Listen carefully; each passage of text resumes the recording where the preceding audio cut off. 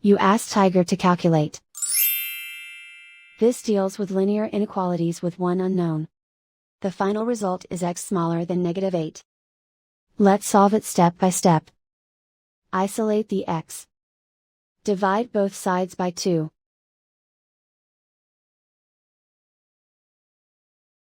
Simplify the fraction.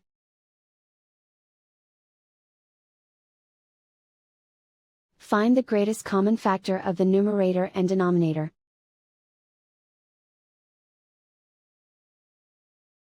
Factor out and cancel the greatest common factor.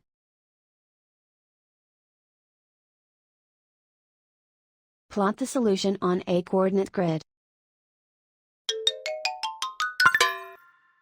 And so the final result is x smaller than -8.